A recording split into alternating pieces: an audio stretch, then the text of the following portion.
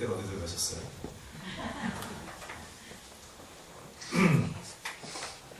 오늘 제 짧은 시간 동안 여러분들과 함께 시선이라는 제목으로 말씀을 함께 나누겠습니다.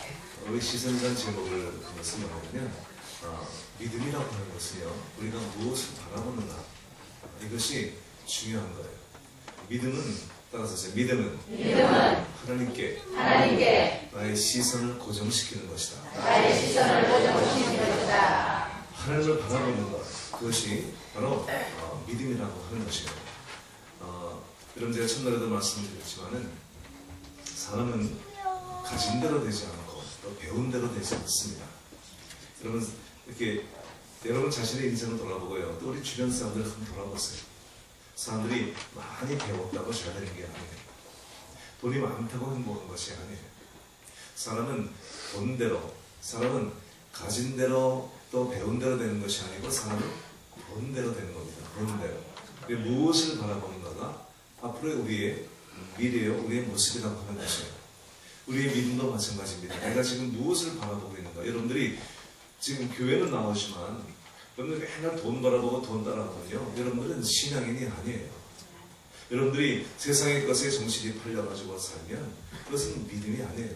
교회를 나오는 거지 그건 신앙이 아니라는 거예요. 우리가 어디에 있든지 우리가 하나님을 바라보는 것, 그것을 신앙이라고 하는 것입니다. 저는 저희 딸이 시카고에 살고 있어가지고 시카고에 가면 그 아트 뮤지엄에 이제 가서 그림들을 보는데, 그림, 거기에 시카고 아트 뮤지엄은 마네하고 모네 그림이 제일 많이 있는 곳이에요.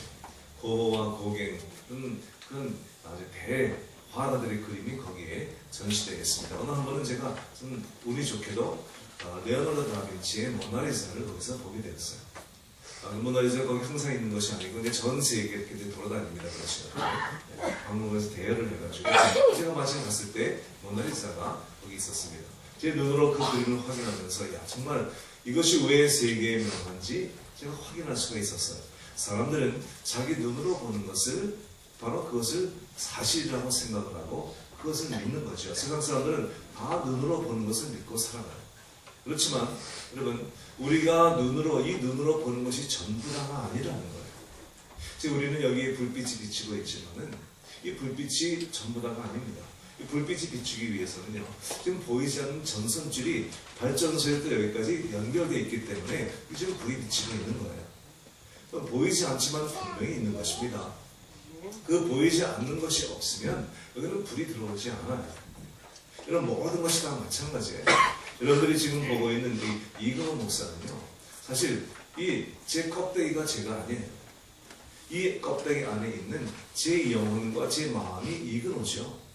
이 육신의 껍데기가 제가 아니라는 거예요. 그러니까 여러분, 보는 것만 있는 것이 아니에요. 사람은 얼마나 연약한지, 사람은 아주 멀리 있어도 보지 못하고요, 아주 가까이 있어도 보지 못해요.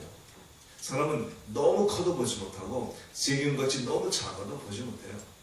사람은 벽이 하나만 딱히 막혀 있어도 그 건너를 보지 못합니다. 그것이 우리 연약한 인생의 모습인 거예요. 얼마나 여러분 사람이 한계가 많냐면 자기 뱃속도 한번 보지도 못하고 살아요. 일평생 내 속의 위장이 어떻게 되는지, 폐가 어떻게 생겼는지, 음식을 먹으면 어떻게 들어가는지 이거 모르고 살다가 죽는 거예요. 심지어 사람은요, 자기 얼굴조차도 보지 못해요. 우리가 보는 것은 맨날 거울로 허상을 보는 거죠. 실제 내 얼굴은 한 번도 본 적이 없습니다. 아주 애를 쓰면 코끝은 보입니다. 코끝은요. 얼굴도 못 보고 살아요. 이것이 우리 인생들의 모습이에요. 그러니까 여러분, 보는 것이 전부 다가 아니라는 거예요. 보이지 않는 것이 훨씬 더 많습니다. 그리고 안 보인다고 그것이 존재하지 않는 것이 아니에요. 보이는 것은 바로 이 속에 보이지 않는 것들에 우리가 나타나는 증거일 뿐이에요. 내가 있다고 하는 것은 내 속에 보이지 않는 것, 영혼과 마음이 있다고 하는 증거인 거예요. 히브리서 11장 1절을 말씀합니다. 믿음은 바라는 것들의 실상이요, 보지 못하는 것들의 증거라고 말씀합니다. 훌륭한 의사는요, 껍데기를 보고 속에 있는 것을 진단할 수 있는 사람이에요. 제 아내가 한동안 입술이 하루 종일 떨리고요, 눈이 막 내려오가지고 너무 놀래가지고 한의사를 찾아갔습니다. 근데요, 돌팔이 의사들은요, 그걸 고치려고 하지만 진짜 의사들은 그 증세를 보고 원인을 파악하는 사람이 진짜 의사인 거예요. 그래서 내장기가 이게 약해진 것을 알고 집중적으로 치료했더니 그게 싹 없어져 버렸어요. 제 아는 사람이 피부병이 심해가지고 제 아내가 그 의사를 추천했더니요. 딱 가자마자 의사가 보면서 하는 말이 이건 피부병이 아닙니다.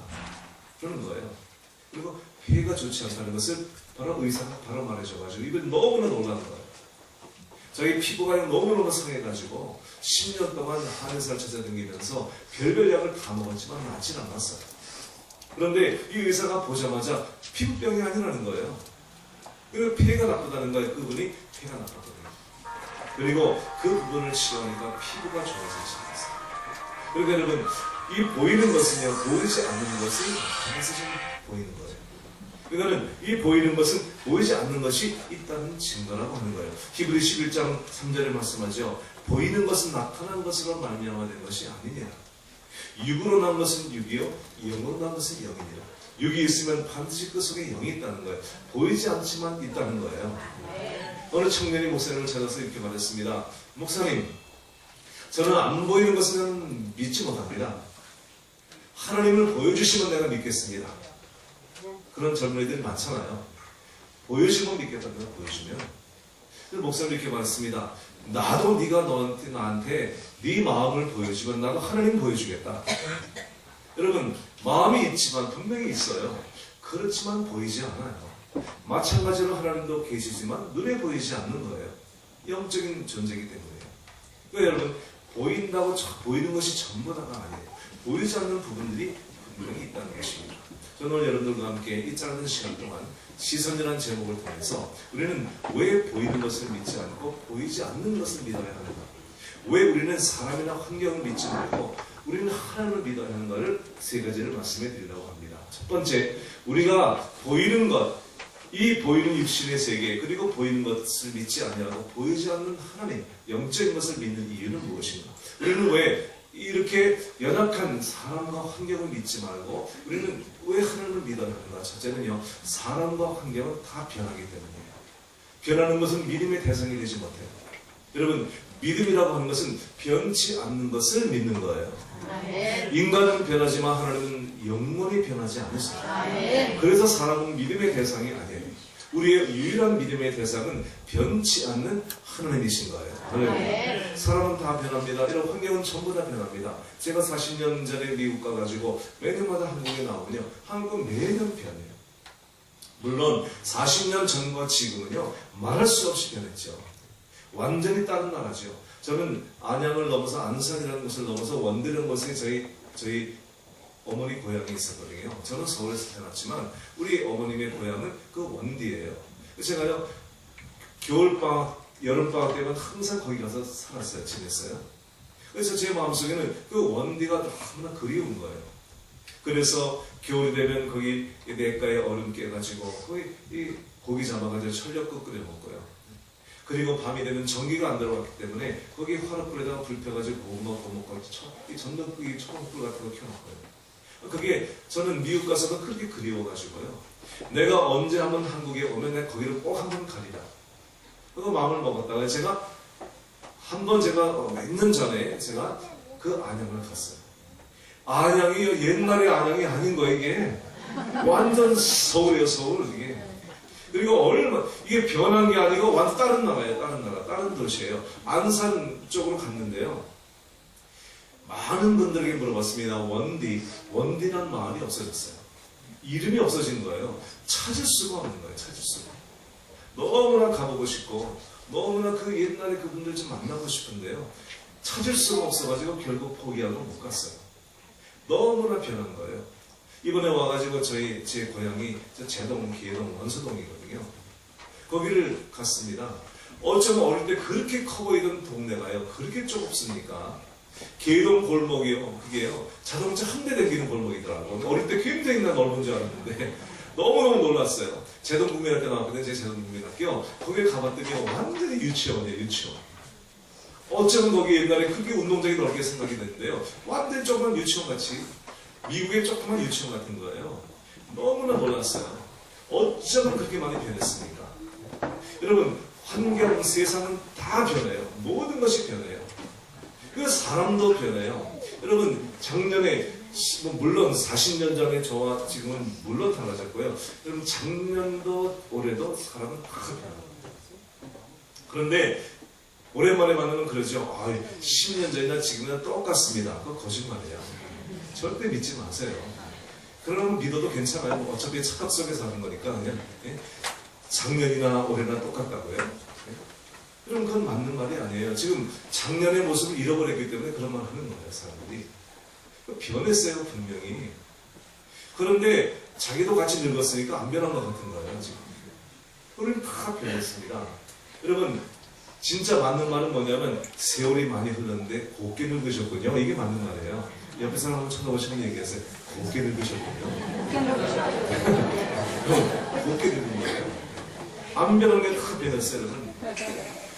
여러분 변하는 인간이나 환경은 절대로 믿음의 대상이 아니라는 거예요.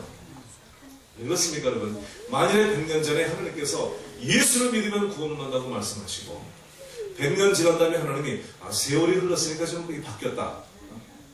믿음으로 구원받는 것이 아니고 선하게 살면 구원받는다 하면요. 믿음으로 천당한 사람은 다 내려와야 돼. 다 지옥 가야 돼. 그리고 옛날에 안 믿고 선하게 살다가 지옥 간 사람은 그냥 다 천당으로 올라가야 돼. 여러분 이것은 믿음이 아니에요. 변하는 것은 믿음이 아니라는 거예요. 하나님이 우리의 믿음의 대상인 이유는요. 그분은 변치 않으시고요. 이 진리의 말씀 우리가 믿는 이유는 진리의 말씀은 변치 않기 때문에 예수 그리스도는 어제나 오늘이나 영원토록 동일하십니다. 하나님은 변함이 없으시고요. 회전하는 그림자가 없으신 거예요. 여러분 그림자가 이렇게 회전을 하면요. 빛이 회전을 하면요. 그림자가 길어졌다 짧아졌다 그래요. 있다가 없어졌다 그래요. 하나님은 그런 분이 아니세요. 하나님은 변하는 분이 아니신 거예요. 그래서 하나님만이 우리의 믿음의 대상인 거예요. 사람은 믿음의 대상이 아니라는 거예요. 그 사람을 믿으면요 반드시 실망하고 반드시 상처받습니다. 여러분 사람은 믿음의 대상이 아니고 부족하고 연약하기 때문에 사랑의 대상이요 용서의 대상이죠. 믿음의 대상이 아닌 거예요. 자매님들 남편 절대로 믿지 말아요. 남편 믿다가 상처받습니다. 결혼 전에 여러분 특별히 미국에서는 결혼 전에 남자 여자한테 너무너무 잘하죠. 이 결혼 약속하는 약혼 반지를 줄 때 무릎을 꿇고 그대는 나의 태양 그러고 아주 그냥 시선을 잘하죠. 그리고 자동차 탈 때 먼저 안 탑니다. 여자 먼저 문 열어주고 하는 거 확인하고 문 닫고 빨리 돌아가서 이제 자기가 타고 운전하고 이제 가죠. 그런데 결혼하자마자 금방 달라지죠. 그게 오래 갑니까? 그게? 그 차를 탈 때 남자가 먼저 탑니다. 이제. 이 여자가 밖에서 기다리고 있어요. 그 여자가 문을 안 열어주니까 타면서 자기 벌써 변했어. 그러면 남자가 야 너는 손이 없냐? 이걸 여기까지. 그리고요 이 여자가요 이 남자가 벌써 변했네. 그 변한 게 아니고요 원래 상태로 돌아온 거예요. 여러분 그 남자가 원래 그렇게 친절한 남자가 아니에요. 원래 그런데 그냥 데이트할 때 그냥 여러분 남녀가 데이트하고 그냥 서로 사랑에 빠지면요 그 사람 몸에서 도파민이라는 호르몬이 나옵니다. 그 호르몬이 나오면 사람이 그냥 헷가닥 하는 거예요. 그래가지고 그냥 만나가지고 그렇게 좋아요. 집에 가서 또 생각해요. 하루 종일 천장만 봐도 그냥 그 대시가 왔다 갔다 하는 거예요. 그러니까 또 전화하고 카톡하고 막 계속 하는 거예요. 그래도 질리지가 않는 거예요. 그러니까 만나면 그냥 온 모든 걸 다 주고 갔죠. 결혼해봐요. 그게 얼마나 오래 가나. 여러분 결혼해가지고 10년 동안 그대로 남자가 잘해주는 사람 손 들어보세요. 손 들어보세요 자매님. 가끔 있어요. 그런 사람들도 이상한 사람들도 가끔 있어요. 절대로 그렇지 않아요. 여러분. 다 그것이 변하는데 그게 여러분 그게 인간이 그런 거예요. 그러니까 그거 가지고 너무 실망할 거 없고요. 너무 상처받을 거 없어요. 그냥 저 사람은 그런 사람이려니 그러고 살아야 마음 편한 거예요. 제 아내도 제가 데이트할 때 그냥 괜찮았나 봐요. 그래서 결혼했죠. 근데요 결혼하고 나니까요 제가 절대 그렇지 않았어요. 그리고요 저는 어릴 때 저희 아버지가 우리 어머니의 사랑에 안아주고 본 적이 없어요. 저는. 우리 아버지는요 집에 들어오지는 않으셨어요. 제가 어릴 때 돌아가셨는데 저 아버지 몇 번 본 적이 없어요. 그리고 우리 어머니한테 애정을 표현한다든지 따뜻하게 말하는 거 한마디 좀 들어본 적이 없어요. 그래서 제가 어릴 때 자라면서요 아버지에 대한 상처가 많았어요. 제 마음에 그랬죠. 나는 이 다음에 결혼하면 절대로 우리 아버지 같이 안 되리라 그랬죠. 어쩌면 결혼하니까 똑같이 되는 거예요. 정말 똑같이 하니까 제가요. 내가 이러면 안 되지. 그런데요, 이 속에 흐르는 이 핏줄이요, 그냥 그렇게 우리 아버지를 닮아가요. 그래가지고 제 아내가 상처가 많았어요. 그러니까 정말 가정에서는 사랑을 표현할 줄 모르고, 밖에는 목사니까 밖에 나가면 천사죠. 교인들한테 너무너무 잘하죠. 그래서 제가 전도사 때도요, 별명이 천사 전도사였어요. 집에만 들어가면요, 우리 아내한테 마귀 새끼같이. 그러니까요, 이게 정말 너무 앞뒤가 안 맞는 건데, 그냥 제 모습이 그랬던 거예요. 변화가 안 되니까요, 인생이 불행하더라고요. 그래서 우리는 결혼 생활 지금 30년 동안 계속 변화되어 온 거예요. 사람은요, 이렇게 연합까지 그러니까 제 아내도 포기하고요, 이 남자는 나의 만족을 채워주시는 남자가 아니다, 이렇게 마음을 먹고 포기했어요.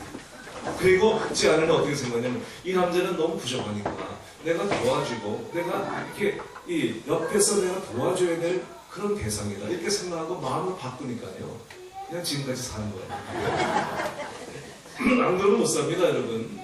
정말 여러분 항상 기대하고, 이 남자 왜 저래, 저 여자 왜 저래, 이러고 살면요, 그 여러분 가정 불행한 거예요. 그 사람이 연약하기 때문에 하나님께서 그렇게 붙여주신 거고요, 그렇게 서로 도와가면서 살라고 한 거죠. 인간은 믿음의 대상이 아닌 거예요. 기대할 만한 대상이 되지 못해요. 그래서 사람은 서로 이렇게 불쌍히 여기고 그렇게 살아가는 거예요. 우리의 유일한 믿음의 대상은 하나님 한 분밖에 안 계신 거예요. 그분은 변치 않는 하나님이시기 때문인 거예요. 그래서 여러분, 하나님을 바라보셔야 돼요. 변치 않는 주님을 바라보셔야 돼요.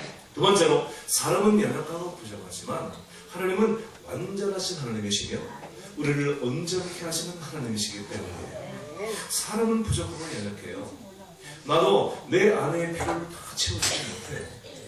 그러니까 저는 언제나 제가 부족한 걸 알아요. 여러분, 그래 하나님은 우리에게 말씀하시는 거예요. 하나님께서 이스라엘 백성을 광야에서, 이제 애굽에서 데리고 나와 광야를 돌리실 때요, 하나님은 그들에게 광야에서 하나님 바라보는 훈련을 시키신 거예요. 믿음의 훈련이 하나님 바라보는 훈련이에요. 그러니까 그들은 그 광야에서 땅을 파도 곡식이 나오지 않아요. 땅을 파도 물이 안 나와야 사막이에요. 그러니까 그들은 하늘을 바라봐야 하늘에서 먹는 것이 내려와요. 만나가 내려와요. 하늘에서 메추라기가 내려와요. 하나님 바라봐야 반석에서 생수가 터지는 거예요. 하나님 바라봐야 살 수 있는 것이 광야예요. 하나님께서 40년간을 광야에서 그들을 돌리신 것은요, 하나님 바라보는 신앙의 훈련을 시키신 거예요. 신앙이 없이 가나안 땅에 들어가면 망하기 때문에. 여러분, 한국에 살고 미국에 살고 장소가 중요한 것이 아니에요. 어디에 살든 하나님을 우리가 믿고 하나님 바라보고 살아야 살 수 있는 거예요. 이 시대가 얼마나 악합니까, 여러분? 정말 상상할 수 없는 그런 죄악이 가득하고요. 지금 미국은요, 세계에서 가장 위험한 나라가 됐어요. 정말 옛날에는 미국이 그렇게, 제가 70년대 갔을 때는요, 천국이었어요. 천국. 문도 안 잠그고 다녔어요. 미국은 정말 안전한 나라였어요. 그런데 지금은요, 미국이 세계에서 가장 위험한 나라예요.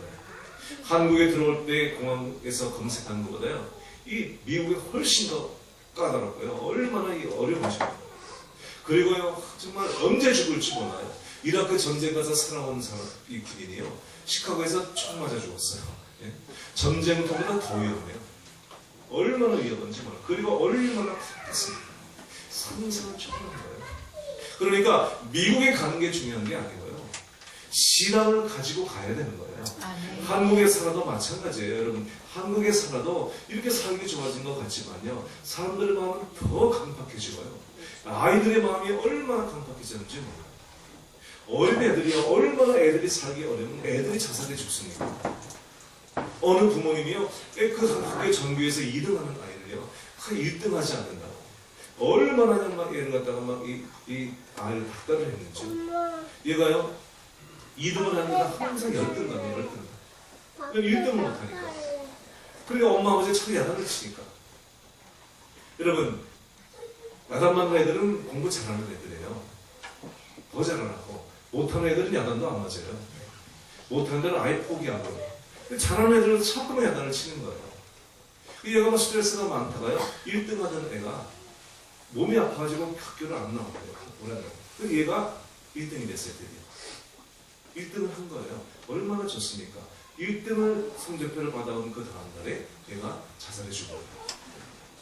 그래서 자살해 죽었는데 유서를 보니까요, 그렇게 써놨어요. 이제 됐지? 엄마 아빠 이제 됐지? 그러고 죽은 거예요. 여러분, 얼마나 아이들이 얼마나 스트레스가 많은데요. 그 어린애들이 옥상에 가서 뛰어내립니까? 여러분, 한국에 하루에 42명, 1년에 15,000명이 자살해 죽어요. 얼마나 스트레스가 많은데. 제가 그래서 한국에 오면요, 일주일을 지나면 그렇게 생각해요. 일주일 동안 지금 300명이 자살해 죽었다. 이렇게 생각이 되는 거예요. 이 나라가 정말 기가 막힌 나라예요. 너무나 스트레스가 많은 나라예요. 그러니까 사람들이요, 제가 70년대 미국 갈 때와는 상상할 수 없이 많이 발전했지만 사람들은 행복하지 않아요. 마음속에 행복이 떠났어요. 왜 그렇습니까? 여러분, 정말 하나님 바라보고 작은 것도 감사하고 신앙으로 감사로 살아야 되는데요. 그러지 않고요, 서로 비교하는 거예요. 그래서 서로 비교하고요. 그래서 남이 잘 되면 배 아프고요. 내가 안 되니까 확 속상하고요. 그래서 사람이 막 불행한 거예요. 그러니까 여러분, 사람을 바라보면 불행해져요. 우리는 온전하신 하나님을 바라봐야 돼요. 인간은 바라볼 대상이 아닌 거예요. 사람을 바라볼 대상이에요. 여러분 성도끼리도 여러분 목사님도 마찬가지예요. 다 모두가 마찬가지예요. 여러분이 너무 목사님한테 바라보고 기대하면요, 이건 상처받아요. 목사도 연약한 사람이기 때문에. 제가 콘도에 사는데요. 얼마나 콘도에 이제 제가 엘리베이터를 타는데요. 저희 같은 콘도에 사는 연세 드신 분이요, 같이 타는 거예요. 그분이 제가 목사인 줄 알거든요. 그분도 교회 나가시는 분이에요. 오래된 교회 나가시는 분이에요. 근데 그분이 저보고 그러는 거예요. 목사님, 우리 교회에 담임 목사님 안 계십니다. 그러는 거예요. 담임 목사님 그 교회에 온 지 3년도 안 됐거든요. 근데 안 계시다는 거예요. 그래서 제가 물어봤죠. 왜요? 그분이 하는 말이, 내보냈어요. 그러더라고요. 그래서, 아니, 왜 내보냈어요? 그랬더니 그분이 하는 말이, 아니, 교회가 좀 부흥하라고 목사를 데려왔는데 영 교회가 숫자가 안 늘어나는 거예요. 그래서 내보냈다는 거예요. 여러분, 이민교회가 지금 그 모양이에요. 교인들이 그냥 목사를 고용하고, 그리고 교회가 성장하려면 목사 쫓아내고, 그게 이민교회의 모습인 거예요. 그래서 제가 너무나 마음이 슬펐어요. 어쩌면 교회가 부흥이 안 되면 교인들이 함께 모여서 목사님과 함께 하나님 바라보고 기도해야지, 서로 비난하는 거예요. 목사가 능력이 없어가지고 그 목사 되고 그 서로가 비난하는 거예요. 그러니 교회가 될 게 뭡니까? 여러분, 우리는 언제나 하나님 앞에 무릎을 꿇고 우리가 바라보는 것은 목사님만 바라보는 게 아니에요. 목사님 어떻게 당합니까? 여러분, 내가 능력에서 목사가 된 줄 아십니까? 여러분, 우리는 부족하지만 하나님께서 부르셨기 때문에 목사가 된 것뿐이에요. 서로 바라보고 비난하지 말고 함께 하나님 바라보고 같이 기도해야죠. 할렐루야. 여러분, 사람은 바라볼 대상이 되지 못해요. 저희가 그 콘도에 살면서 개를 키우는데 저는 개를 너무 사랑하는 사람이에요. 그러니까 이 개가 우리 아들이 아주 어린 육주 됐을 때 사온 거예요. 그게 얼마나 예쁩니까? 너무 조그만 때요. 근데 이 개가요, 점점 자라는 거예요. 이게 원래 큰 개예요, 큰 개. 새끼 때 데려왔으니까 작았죠. 우리 콘도에는요, 규정이 있어요, 규정. 키가 얼만큼 더 이상 자라면 안 돼. 몸무게가 더 이상 나가면 거기서 못 키우는 거예요. 이제 잠깐만 큰 거, 이 개가 어떻게 해. 그러니까 어느 날 매니저가 저를 부르더니요, 이 개 키가 이만큼 넘어서 내보내야 된다는 거예요. 제가 막 기가 막히죠. 제가 교회 갔다가 집에 오면 나를 유일하게 반겨주는 것은 개밖에 없거든요. 아내가 애 반겨서 맞이해줍니까? 30년 살면요, 그냥 그제 사는 거예요. 특별히 남편 왔다고 그런 거 아니잖아요. 애들을 컴퓨터하고 내다 보니까 유일하게 내가 이렇게 나를 반겨주는 것은 우리 개밖에 없어요. 꼬리를 치면서 제가 벌써 문 멀리서 와도요, 벌써 와가지고 알아가지고요, 문 앞에 가서 기다리고 있어요. 그래서 제가 문 열면 제가 누구를 안아주겠습니까? 아내를 안아주겠습니까? 아니요, 개를 안아주죠. 개가 달려나오니까요. 그렇게 사랑으로 키우는 개였어요. 그런데 개를 내보내는 거예요. 그래 어떡합니까? 제가 너무 마음이 아파가지고요. 제가 사정도 하고요. 제가 편지 썼죠, 나중에는. 너희 미국 사람들은 개를 가족처럼 여기는데 넌 네 아들이 몸무게 나오면 쫓아내냐?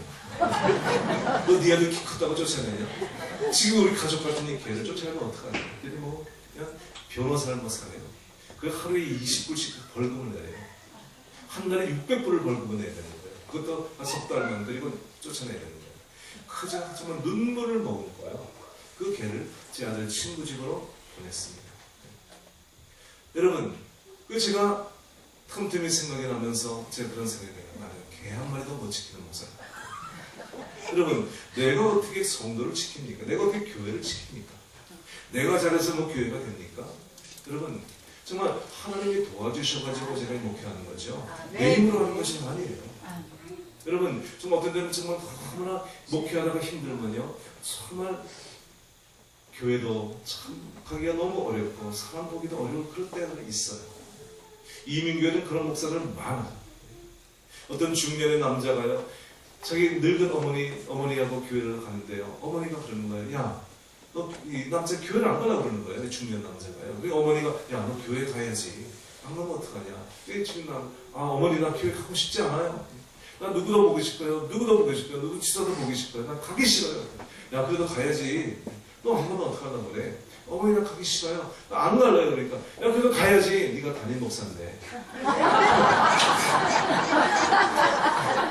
담임 목사도 교회 가기 싫어요.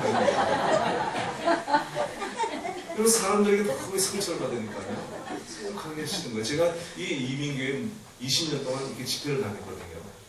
어떤 교회 가면요, 그 담임 목사님이요, 저거 그런 거예요. 목사님, 이번 주가 마지막이면 좋겠습니다. 너무 목회가 괴로워요. 그래서 이번 주 설교하고 이제 목회를 끝냈으면 좋겠는데 끝낼 수도 없고, 그러니까 막 참 너무너무나 괴로운 상태로 목회하는 목회자들이요, 무지개수로 많아요. 그게 뭐냐면요, 서로 기대하고 서로 상처 주고 이런 거예요. 목사님한테 너무나 이 기대를 많이 하는 거예요. 여러분, 목사가 능력에서 하는 것이 아니고요, 하나님께서 은혜로 도와주기 때문에 하는 거예요. 할렐루야. 사람 바라보고 기대하고 실망하지 말고요, 하나님을 바라보고, 목회자도 참나의 도움이 필요하신 분이다. 그래서 기도해주고 위로해주고 격려하면서 이 신앙생활 해나가는 거죠. 서로 정죄하고 비난하면 이게 그렇다는 것이 아니고요, 일반적으로 말씀드리는 거예요. 많은 데가 그래요. 여러분, 연약한 인간을 바라보지 말고 온전하신 하나님을 바라보시기 바랍니다. 할렐루야. 마지막 세 번째로, 인간은요, 유한한 존재. 인간은 유한해요. 그래서 우리가 믿을 대상이 되지 못하는 거예요. 주님이 말씀하십니다. 너의 인생이 무엇이냐? 잠시 다 사라지는 안개와 같은데. 여러분, 안개 낀 날 보셨어요? 미국은 나라가 넓어가지고요, 안개가 끼면요, 그것이 그냥 하나도 안 보여요. 근데 그날에 새벽 예배 갔다가 안개가 쫙 낀 날은요, 야, 오늘 이게 안개가 껴가지고 안 보이겠구나. 앞이 운전이 힘들겠구나. 근데요, 안개가 낀 날은요, 굉장히 밝은 날이에요. 태양이 떠오르는 날이에요. 그래가지고요, 태양이 딱 떠오르면요, 그 안개가 어느 순간인가 다 사라져버려요. 그러니까요, 우리 인생이 그거 같다는 거예요.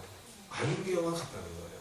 순식간에 사라지는 거예요. 제가 그 제동에 가가지고, 제동 국민학교를 가면서요, 야, 정말 50년 전 된 게 학교였어요. 50년 전. 그리고요, 그 계동, 제가 어릴 때 살던 계동 중앙고등학교 바로 밑에요. 지금도 중앙고등학교가 있더라고요. 그 바로 중앙고등학교 바로 밑에, 바로 오른쪽에 저희 집이 있었거든요. 그리고 제가 어릴 때 아버지가 안 계시니까 그게 막 외로우니까요, 어릴 때 제가 그 조그만, 제가 초등학교도 안 되겠는데 그때요, 항상 비온 뒷담길을 걸었습니다. 외롭게. 그래서 제가 그때 생각이 나는 거예요. 그때가 언젠가, 여러분, 50년, 55년 전, 그 60년 전 얘기예요.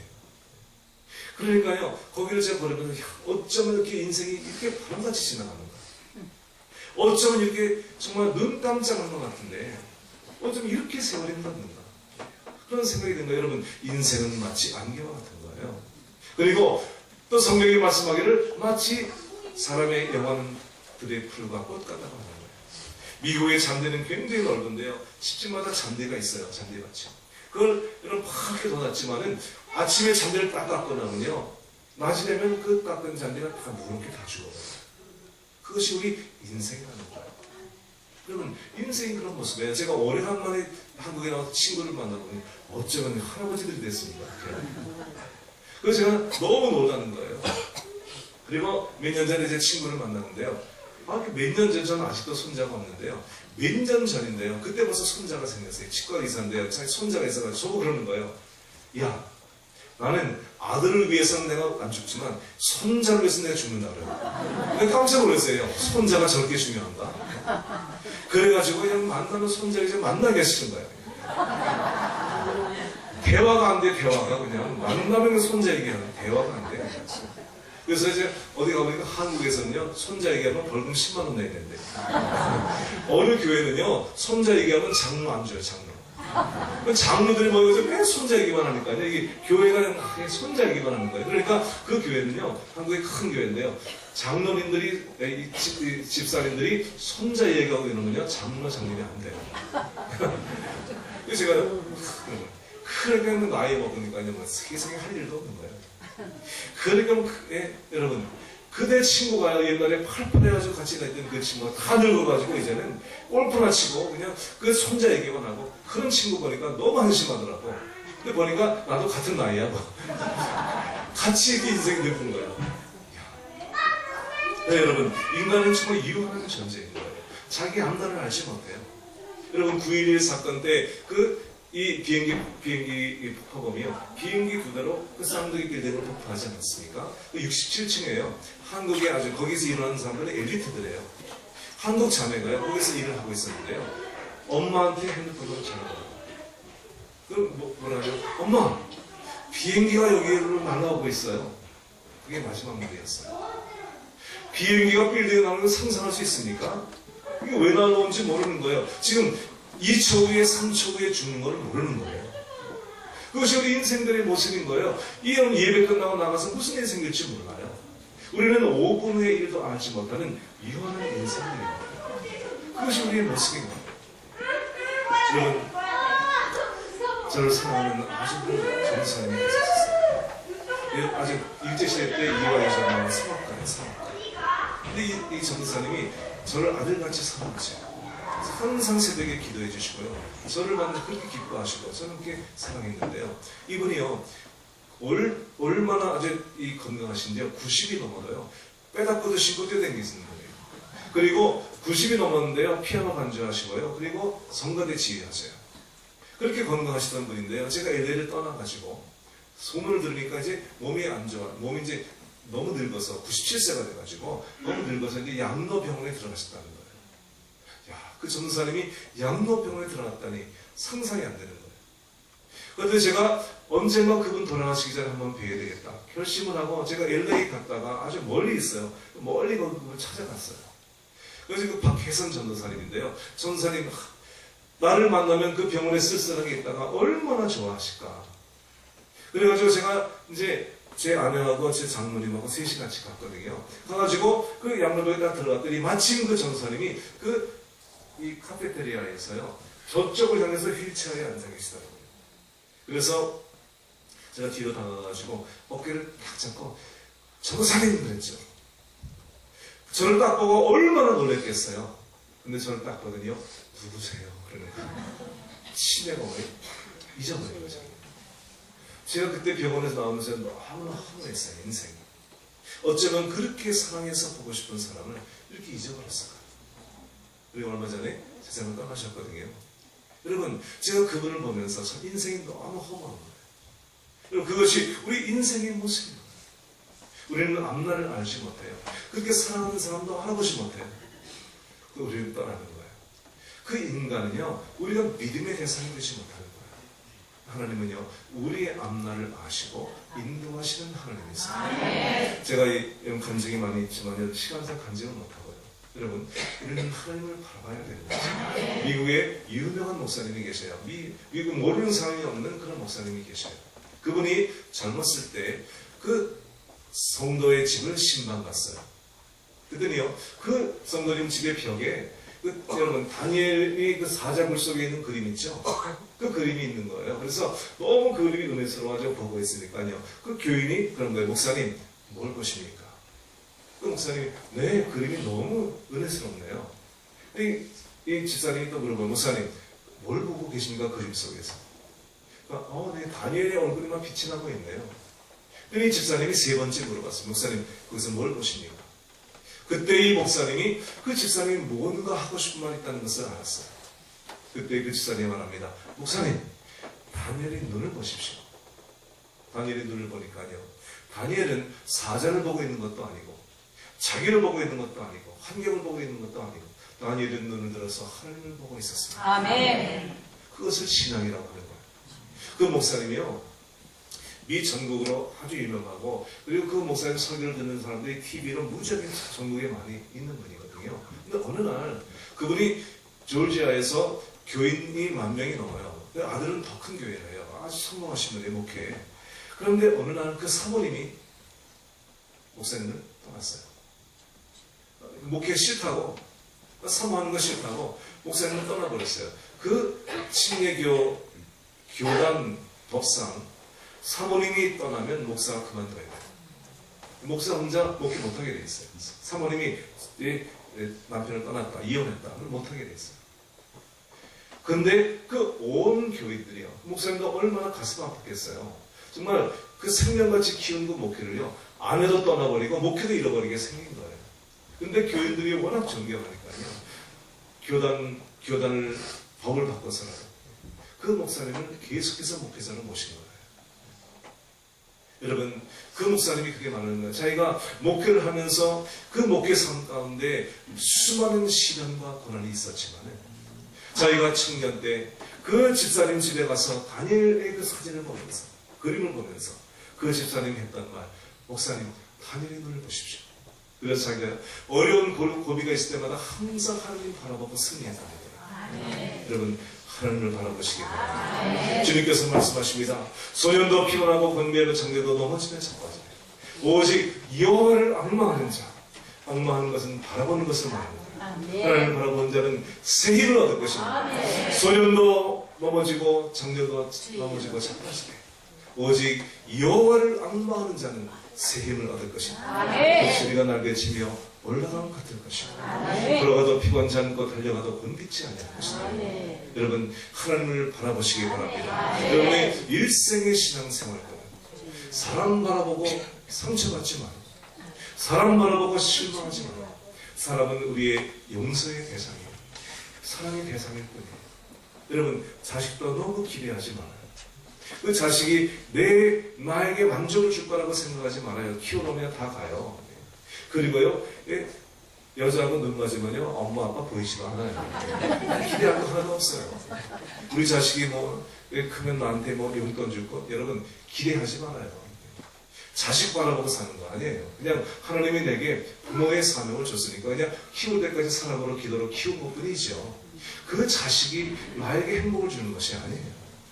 여러분, 하나님만이 우리 믿음의 대상인 것입니다. 우리 모든 사람은요, 우리의 용서와 사랑의 대상인 것입니다. 여러분, 하나님 바라보심으로 끝까지 승리하시기를 예수 이름으로 축복합니다. 기도하겠습니다.